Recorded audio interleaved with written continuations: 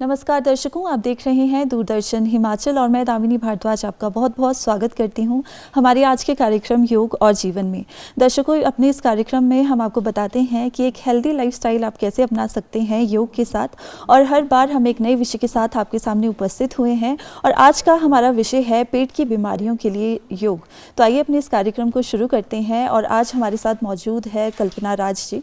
तो शुरुआत करते हैं। मैम, आपका बहुत बहुत स्वागत है हमारे आज के कार्यक्रम में। धन्यवाद दामिनी, धन्यवाद DD Himachal and whole family of DD Himachal. तो मैम, जैसे कि आज हम बात करेंगे पेट की बीमारियों के बारे में और योग कैसे उसमें सहायता करता है, लेकिन सबसे पहले अगर हम बात करें तो कॉमन अगर हम पेट की बीमारियों की, पेट की समस्याओं की बात करें तो वो कौन कौन सी हैं? अच्छा, देखिए दामिनी जी, आजकल की इस भाग दौड़ भरी ज़िंदगी में पेट की बीमारी एक कॉमन है। आजकल देखा जाए तो बच्चों से लेकर बड़े बूढ़ों तक पेट की बीमारियों से ग्रसित है। और इसका सबसे बड़ा कारण क्या है जी। कि आजकल स्ट्रेसफुल लाइफ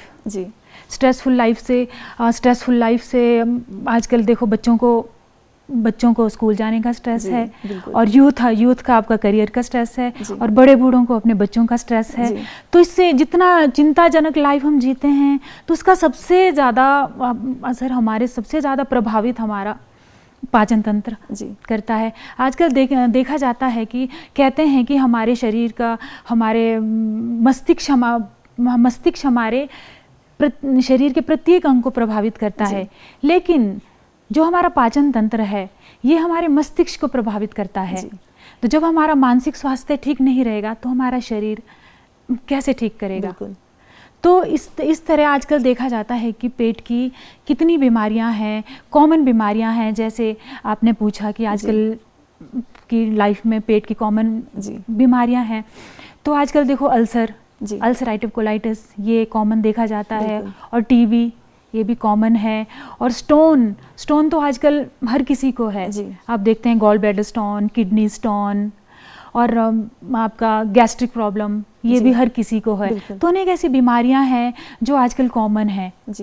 तो इसके लिए हमें आपके लाइफस्टाइल में योग को अपनाना बहुत ज़रूरी है। जी बिल्कुल, जैसे कि अभी आपने बात की डाइजेशन में प्रॉब्लम है, स्ट्रेस है बहुत लोगों को, लेकिन अगर हम और भी कारणों की बात करें तो और क्या क्या कॉजेज़ होते हैं? जैसे हम देखते हैं स्ट्रेस की तो आपने बात की, एज वाइज भी है, लेकिन इसी के साथ और कारण कौन कौन से होते हैं? सबसे बड़ा कारण है हमारा खान पान। तो आजकल की लाइफस्टाइल में आप खान पान देखते हो, तला भुना है, पैक्ड फूड है, और आजकल के बच्चे जंक फूड खाते हैं, बाहर का खाते हैं। तो हमें सबसे ज़्यादा जो सुधार लाने की ज़रूरत है वो अपने खान पान में सुधार लाने की ज़रूरत है। बिल्कुल, हाँ। तो एक और कारण है, वैसे तो अनेक कारण हैं, लेकिन जो मेन कारण है ये खान पान है, और आपका स्ट्रेस है, और आप दवाइयाँ लेते हो जैसे पेन किलर है, तो वो भी कहीं ना कहीं हमारा पेट को प्रभावित करती हैं। बिल्कुल, कहा जाए कभी कभी हम खुद ही जो है बिना डॉक्टर को कंसल्ट किए मेडिसिन ले लेते हैं, वो भी कहीं ना कहीं हमारे पेट को जो है हार्म करता है। जी बहुत। और आप अपने शरीर के लिए अपने स्वास्थ्य पे ध्यान नहीं देते, आप अपनी शारीरिक गतिविधि नहीं करते, व्यायाम योग आदि नहीं करते, तो इससे भी कहीं ना कहीं हमारा शरीर प्रभावित होता है। जी बिल्कुल। कल्पना जी, अगर हम बात करें तो जैसे अभी आपने एज की बात की थी, तो कभी कभी हम देखते हैं बच्चों को जो है माँ बाप पेरेंट्स जो है ज़्यादा कभी कभी खिला देते हैं कि बच्चे ने शायद खाया नहीं है। और एज ग्रुप की अगर हम बात करें, बच्चे हैं, अडल्ट हैं, जो बुज़ुर्ग हैं, तो किस तरह की बीमारियाँ जो है कॉमन है एज ग्रुप वाइज अगर हम बात करें? हाँ, देखिए, जैसे आजकल माँ बाप का ज़्यादा रहता है, बच्चों के लिए कंसर्न ज़्यादा रहता है, तो वो कई ओवर ईटिंग करवाते हैं। अब तुम अभी ये खाओ, तुम अभी वो खाओ, लेकिन जब तक बच्चा खुद से नहीं चाहता है कि मैं कुछ खाऊं, मुझे भूख लगी है, तो खिलाने की ज़रूरत नहीं रहती है। अब बच्चा है, जितनी डाइट है उसकी, अब हम अपने अकॉर्डिंग, अपनी डाइट के अकॉर्डिंग उसे तो नहीं खिलाएंगे। हम चाहते हैं कि जितना हम खुद खा रहे हैं हम बच्चों को भी खिलाएं, लेकिन बच्चों की डाइट अलग है, यूथ की डाइट अलग है, और आपके बुजुर्गों की डाइट अलग है। हाँ बिल्कुल मैम। तो अगर हम योग की बात करें, अब हम योग पे आते हैं, तो योग किस तरह से हेल्प करता है इन बीमारियों से बचने में? देखो, योग एक ऐसी पद्धति है जो हमारे शरीर को, हमारे मन को शांत करती है, और सबसे बड़ी बात हमारे पाचन तंत्र को प्रभावित करता है, हमारे पाचन तंत्र में सुधार लाता है। जब हमारा योग करके हमारा पाचन तंत्र में सुधार आएगा तो बाकी सारे अंग अपने आप ही जी अपने आप ही इम्प्रूव हो जाएंगे। जी बिल्कुल मैम। हाँ। तो अगर हम अब बात करें योग की, बात करें आसन की, बात करें प्राणायाम की, बात करें, तो ऐसे कौन कौन से आसन हैं जो हमें करने चाहिए और शुरुआत किस तरीके से हमें करनी चाहिए? देखो, पेट के लिए तो वैसे माना जाता है कि जितने भी आसन हैं योग में वो सारे हमारे पेट को प्रभावित करते हैं, लेकिन जो पेट की कुछ बीमारियां हैं उसके लिए भी कुछ आसन रखे गए हैं। जैसे आपके गैस्ट्रिक प्रॉब्लम के लिए, आपके पाचन के लिए हमारा वज्रासन है, मंडूक आसन है, जो अभी हम आपके करके दिखाएंगे। लेकिन आसन करने से पहले मैं दर्शकों को बताना चाहूँगी कि आसन करने से पहले अपनी बॉडी को वार्म अप करना बहुत ज़रूरी है, क्योंकि अगर आप एकदम से आसन करोगे अपनी बॉडी को, आपकी बॉडी में कहीं भी खिंचाव आ सकता है, कहीं भी आपकी कोई हड्डी, कोई नस वगैरह मुड़ सकती है, इसलिए अपनी बॉडी को वार्म अप करना बहुत ज़रूरी है। तो अभी हम कुछ वार्म अप करके अपने दर्शकों को दिखाएंगे। बिल्कुल, बिल्कुल। तो उसके लिए हम सीधे खड़े हो जाएंगे। तो आप भी कर सकते हैं ये, अगर आप चाहो तो, अगर आप कंफर्टेबल है तो आप भी कर सकते हैं। जी। कमर पे हाथ रखेंगे, पहले अपनी श्वास को नॉर्मल करेंगे, लंबी गहरी श्वास लेंगे। Inhale, exhale, inhale, exhale. अपने शरीर और अपने मन को शांत करेंगे। अब हम शुरू करेंगे अपने दाएं पैर से, आगे लेके आएंगे, पंजे को ऊपर को खींचेंगे श्वास लेते हुए, पंजे को बाहर की ओर स्ट्रेच करेंगे श्वास छोड़ते हुए। आप इसको डेली लाइफ में 10 से 15 बार दोहरा सकते हैं। अब हम दूसरे पैर से भी इसी तरह से श्वास लेते हुए ऊपर की ओर, श्वास छोड़ते हुए बाहर की ओर। श्वास लेंगे अप, श्वास छोड़ेंगे डाउन। इसी तरह हम अब पंजे को ऐसे घुमाएंगे, रोटेट करेंगे कम से कम 15 to 20 टाइम। अभी मैं आपको सिर्फ बता रही हूँ कैसे करेंगे। और दूसरे पैर से भी इसी तरह सेम, क्लॉकवाइज, एंटी क्लॉकवाइज। वापस नेक्स्ट है हमारा नी के लिए, रोटेट करेंगे क्लॉकवाइज। इसे भी आप 15 to 20 टाइम करेंगे clockwise and 15 to 20 time anti clockwise. वापस आ जाएंगे, फिर से लंबी गहरी श्वास लेंगे, इनहेल, एक्सहेल।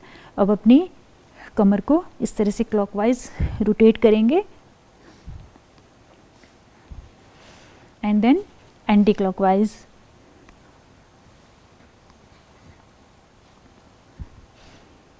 वापस अब हम अपनी भुजाओं को रोटेट करेंगे सामने की ओर।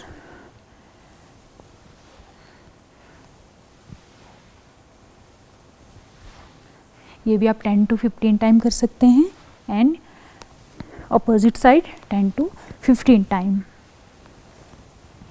श्वास लेते हुए भुजाएं ऊपर, श्वास छोड़ते हुए भुजाएं नीचे की ओर। सीधे खड़े हो जाएंगे, लंबी गहरी श्वास लेंगे,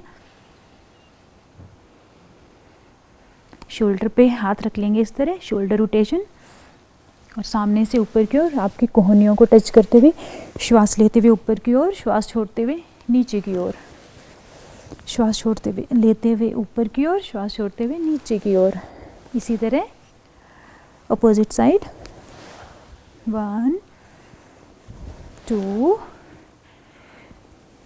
3। प्यारे दर्शकों, आप जितनी बार, जितना ज़्यादा से ज़्यादा दोहरा सकते हैं उतना ज़्यादा से ज़्यादा दोहराएंगे। कमर पे हाथ रखेंगे, नेक रोटेशन राइट साइड से लेफ्ट साइड की ओर। जिसको सर्वाइकल है, सर्वाइकल स्पॉन्डिलाइटिस की प्रॉब्लम है, वो गर्दन नीचे नहीं झुकाएंगे, इस तरह से शोल्डर की शोल्डर तक लेकर आएंगे, फिर शोल्डर से ऊपर लेके आएंगे, वापस ऊपर गर्दन ले जाते हुए श्वास लेंगे और नीचे लाते हुए श्वास छोड़ेंगे।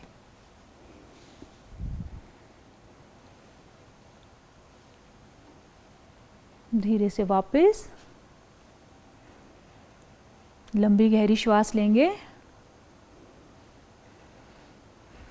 इस तरह से हमने अपनी बॉडी को थोड़ा वार्म अप किया है। अब हम आसनों की ओर जाएंगे जी। हाँ, इसके लिए हम बैठेंगे जी। आप भी बैठ सकते हैं जी। सबसे पहले हम करेंगे वज्रासन, जिसके लिए हमें घुटनों पे आना है। दोनों हाथ आपके घुटनों पे और दोनों आपकी एड़ियाँ बाहर की ओर रहेंगी जी। कुछ लोग करते हैं कि एड़ियों पे बैठते हैं इस तरह, ये चीज़ गलत है। एड़ियाँ आपकी नितंबों के बाहर की ओर रहेगी और आपका पैर का अंगूठा दूसरे अंगूठे के दूसरे पैर के अंगूठे के ऊपर रहेगा और हाथ आपके घुटनों पे, आपकी गर्दन और आपकी पीठ बिल्कुल सीधी रहेगी। और लंबी गहरी श्वास लेंगे, श्वास छोड़ेंगे। बिल्कुल अपना आपका ध्यान आपके पेट के ऊपर, आपके पाचन तंत्र के ऊपर, अपनी प्राण वायु अपने पेट तक लेके जाएंगे। ये आसन आप खाना खाने के बाद कर सकते हैं। योग में केवल एक ही आसन है जो हम खाना खाने के बाद कर सकते हैं जी। इसमें आप 5 से 10 मिनट तक बैठ सकते हैं। ये आपके पाचन तंत्र को सुधारता है और आपके भोजन को पचाने में बहुत अच्छी क्षमता रखता है जी। इसी तरह से हमारा दूसरा आसन है मंडूक आसन जी। मंडूक आसन जो हमारे पैनक्रियास, हमारे इंटेस्टाइन, हमारे लीवर, सारे प्रत्येक अंग के लिए बहुत अच्छा आसन है। इसके लिए आप अपने अंगूठों को अपनी कनिष्ठा के पास लेके आएंगे, कनिष्ठा के मूल में, और इस तरह से मुट्ठी बंद कर लेंगे। और जो आपकी बीच वाली उंगली है वो आप अपने नाभि पॉइंट अपना लेंगे और नाभि के दोनों ओर रखेंगे। इस तरह से टिका के श्वास लेंगे लंबी गहरी। श्वास छोड़ते हुए आप आगे की ओर झुकेंगे। आपकी गर्दन बिल्कुल सीधी रहेगी, आपकी कोहनियाँ बिल्कुल सीधी रहेगी और आप देखेंगे, आप फील करेंगे कि आपके पेट के सारे अंग कितने प्रभावित हो रहे हैं। शुगर के लिए बहुत अच्छा आसन है। डायबिटीज़ के रोगी ये आसन कर सकते हैं।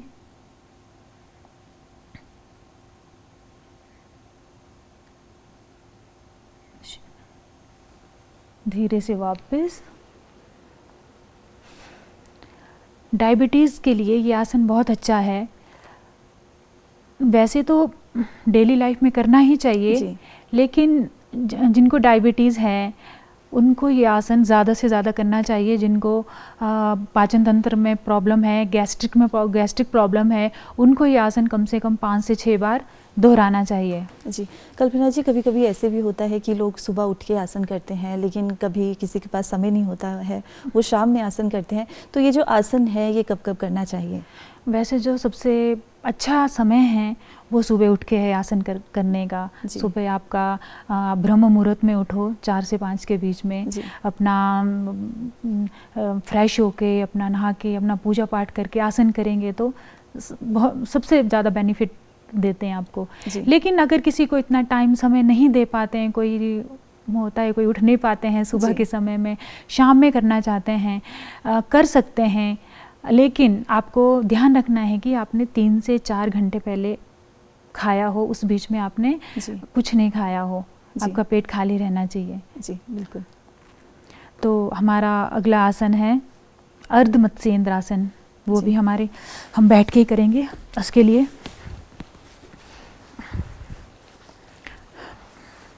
आपके पैर सीधे, पहले दंडासन में आएंगे, फिर आप अपना दायां पैर मोड़ के अपनी बाईं साइड रखेंगे, बाईं घुटने की साइड में, और आपका हाथ पीछे की ओर जाएगा, दायां हाथ, और बाएं हाथ से आप घुटनों के पीछे से ले जाके और अपना पैर पकड़ सकते हैं। नहीं, अगर जो इतना ज़्यादा नहीं कर सकते, इतना एडवांस, तो आप इस तरह से हाथ रख सकते हैं। जो बिगिनर्स हैं, नहीं कर सकते तो इस तरह से हाथ रख के आपको पीछे की ओर देखना है। ये आपके पाचन तंत्र के लिए बहुत अच्छा आसन है। आपके पाचन तंत्र के अंगों को प्रभावित करता है। आप छोड़ देंगे धीरे से वापस।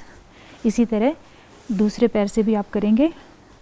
1 2 3 4। जहाँ तक कंफर्टेबल है आप वहीं तक कीजिए। शरीर के साथ जोर ज़बरदस्ती नहीं करनी है। ये भी आपके डायबिटीज़ के लिए एक बहुत अच्छा आसन है। श्वास छोड़ते हुए धीरे से वापस। ये हमारे कुछ बैठ के किए जाने वाले आसन थे जी। अब हम करेंगे कुछ पीठ के बल लेटे जाने वाले आसन जी। अगर आप कंफर्टेबल है तो आप कर सकते हैं, नहीं तो जी।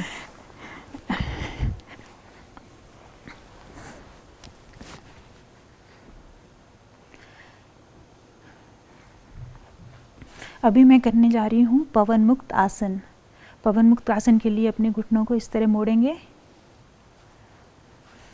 अपनी छाती के पास लेके जाएंगे, हाथ को इस घुटनों के ऊपर इंटरलॉक करेंगे, श्वास लेंगे और श्वास छोड़ते हुए अपनी गर्दन को ऊपर उठाएंगे और अपने नाक से अपने घुटनों को टच करेंगे। जिसको सर्वाइकल की प्रॉब्लम है वो लोग गर्दन अपनी धरती पे रख सकते हैं इस तरह से। गैस्ट्रिक प्रॉब्लम के लिए बहुत अच्छा आसन है। अगर किसी को गैस बनती है तो ये आसन दोहराएं, कम से कम 5 से 6 बार करें। धीरे से वापस।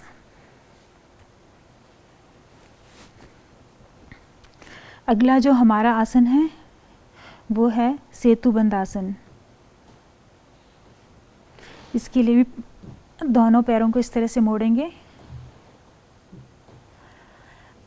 और अपने हाथों से अपने टखनों को इस तरह से पकड़ लेंगे और अपनी कमर को ऊपर की ओर लेके जाएंगे और अपना भार, आपका भार आपके कंधों पे आएगा और अपनी कमर पूरी स्ट्रेच करेंगे पेट की मांसपेशियों के लिए। और पीठ के लिए भी बहुत अच्छा आसन है, आपके पेट की मांसपेशियों को मजबूत बनाएगा। श्वास छोड़ते हुए वापस। एक और आसन है पीठ के बल ही, इसे कहा जाता है उत्तान पाद आसन। इसमें हम अपने दोनों टांगों को धरती से थोड़ा सा ऊपर उठाएंगे, 1 फीट 2 फीट 3 फीट जहाँ भी कंफर्टेबल है वहाँ तक लेके जाएंगे। यह आसन आपके पेट की मांसपेशियों को स्ट्रेच करेगा और मजबूत बनाएगा। पेट के रोग के लिए बहुत लाभदायक। श्वास छोड़ते हुए धीरे से वापस। अपनी दैनिक दिनचर्या में जितने भी आसन हैं उनको 3 से 4 बार ज़रूर दोहराएं।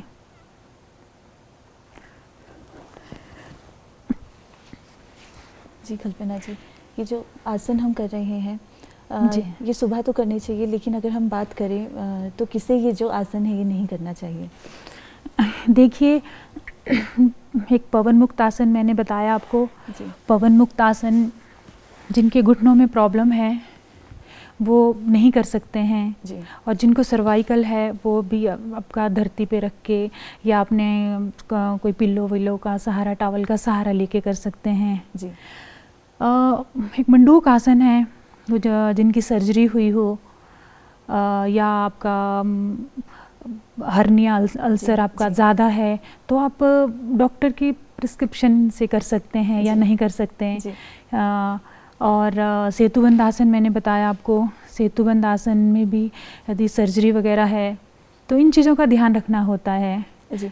कल्पना जी, कभी कभी ऐसा हम देखते हैं कि जो लोग हैं वो योग तो कर रहे हैं लेकिन साथ ही अपनी बॉडी को ओवर स्ट्रेच कर देते हैं और ज़्यादा हार्श हो जाते हैं, जैसे आपने कहा अभी आसन में कि जितना टांगों को उठाया जा सकता है उतना ही उठाना चाहिए। तो कभी कभी हम एक्स्ट्रा जो है एफर्ट ले लेते हैं और बॉडी हमारी उससे सफ़र करती है, तो उसके लिए क्या करना चाहिए? देखो, योग कहता है कि अपनी शरीर के साथ जोर जबरदस्ती ना करें, यथाशक्ति यथासंभव। योग में कहा गया यथाशक्ति यथासंभव।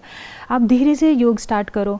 आप आज स्टार्ट करेंगे, आज नहीं, कल नहीं, परसों नहीं, आपको 4-5 दिन लगेंगे, 10 दिन भी लग सकते हैं आपकी बॉडी को अडॉप्ट करने में, लेकिन जोर जबरदस्ती नहीं करनी है। एक आसन आपसे आज नहीं होता लेकिन 10 दिन बाद आपसे ज़रूर हो जाएगा, लेकिन कंटिन्यूटी ज़रूर रखनी है। बिल्कुल। हाँ जी। तो बाकी अब हम करेंगे पेट के बल लेटे जाने वाले आसन।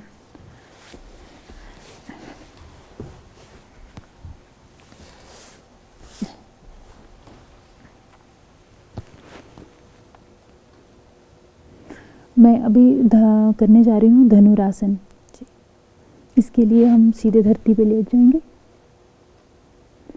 और अपने दोनों घुटनों को मोड़ के अपने पैरों को इस तरह से पकड़ लेंगे और श्वास लेते हुए अपनी अपर बॉडी और लोअर बॉडी को उठाएंगे और अब आपका भार आपके पेट पे जाएगा। इससे भी आपके पेट और पीठ की मांसपेशियां मजबूत होंगी।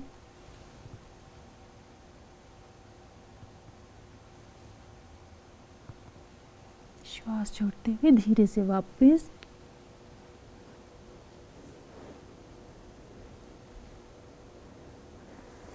अगला आसन है सर्पासन। ये पाचन तंत्र के लिए बहुत अच्छा आसन है। ये हमारे पाचन तंत्र को उत्तेजित करता है। इस तरह से अपनी भुजाएं अपनी आर्मपिट पर रख लेंगे। श्वास लेते हुए अपनी अपर बॉडी को ऊपर की ओर खींचेंगे, पूरा स्ट्रेच करेंगे अपने पीठ और पेट को, गर्दन को।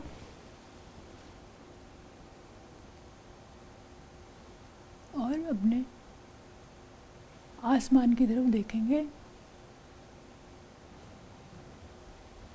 श्वास छोड़ते हुए वापस।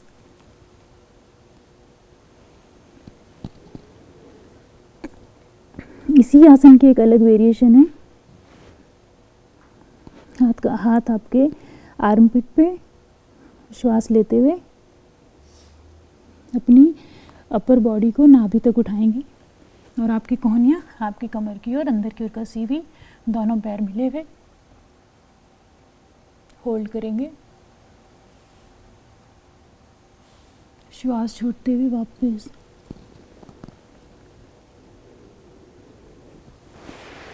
बॉडी को रिलैक्स करेंगे।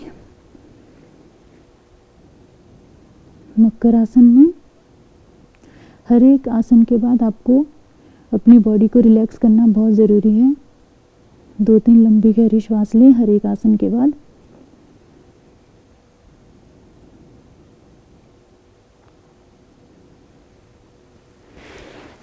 और वापस।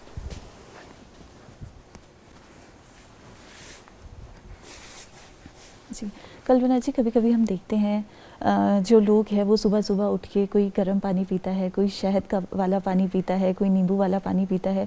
तो ये जो सुबह सुबह हम पानी पीते हैं उसके पहले तो कौन कौन सा हमें पीना चाहिए, और उसी के साथ अगर हम बात करें तो योग कितने समय बाद हमें करना चाहिए? हाँ, देखिए, आजकल अपनी अपनी दिनचर्या है लोगों की। जैसे कि आपने कहा है कोई नींबू वाला, कोई आपका शहद वाला पानी पीता है। चलो, वो सबकी अपनी दिनचर्या है, लेकिन सुबह उठ के पानी ज़रूर पिएं, गुनगुना पानी पिए। अब ये आपका अपना तरीका है, कोई जिस तरह से भी पिए, लेकिन सुबह उठ के खाली पेट गुनगुना पानी ज़रूर पिए। फिर उसके बाद पानी पीने के बाद आप आधे घंटे बाद आप योग कर सकते हैं। जी हाँ, बिल्कुल। कल्पना जी, जैसे कि हमने अभी बात की थी शुरुआत में कि क्या क्या कारण है, और एक बड़ा कारण अगर हम कहें तो कहीं ना कहीं स्ट्रेस भी है। तो ये जो स्ट्रेस मैनेजमेंट है, ये योग के ज़रिए हम कैसे कर सकते हैं? हाँ, आपका जो स्ट्रेस है, आजकल की जो स्ट्रेसफुल लाइफ है, ये योग द्वारा ही आपकी क्योर होगी। क्योंकि इसका और कोई साधन नहीं है कि आप स्ट्रेस फ्री होंगे। लेकिन योग करके आप अपने जीवन को, अपने दिमाग को, अपने मन को, अपने शरीर को शांत कर सकते हैं। इसके लिए सबसे ज़्यादा ज़रूरी है आप मेडिटेशन करें। जी, योग और प्राणायाम तो हैं ही आपको स्ट्रेस फ्री रखने के लिए, लेकिन मेडिटेशन आपको बहुत बेनिफिट देगी आपको स्ट्रेस फ्री रखने के लिए। जी बिल्कुल। कल्पना जी, अगर हम जैसे आपने इतने जो है आसन हमें करके बताए, तो योगा की अगर हम बात करें तो कितना समय हमें ये योगाभ्यास करने के लिए देना चाहिए? हाँ, देखिए, एक दिन में 1 से 1.5 घंटा आप ज़रूर दें जी, अब योगा करने के लिए। लेकिन अगर जिसको टाइम की कमी है, नहीं दे पाते, तो आधा घंटा अपने बॉडी के लिए, अपने स्वास्थ्य के लिए ज़रूर दें जी, क्योंकि आपका स्वास्थ्य ही आपका सबसे बड़ा धन है। जी, जब आपका स्वास्थ्य ठीक रहेगा तभी आप आगे के सारे काम ठीक रखें। बिल्कुल कल्पना जी, आज आपने हमें इतना जो है आसन करके बताए, पेट की बीमारियों के बारे में बताया, आपका बहुत बहुत धन्यवाद। हमारे कार्यक्रम में आज हमें इतनी सारी जानकारी देने के लिए आपका बहुत बहुत धन्यवाद। धन्यवाद दामिनी जी, एंड धन्यवाद डीडी हिमाचल। और इसी के साथ मैं धन्यवाद करना चाहूँगी अपने सभी दर्शकों का हमारे कार्यक्रम में हमारे साथ बने रहने के लिए। अभी के लिए आप सभी से हम लेंगे इजाज़त, लेकिन तब तक के लिए आप देखते रहिए दूरदर्शन हिमाचल। नमस्कार।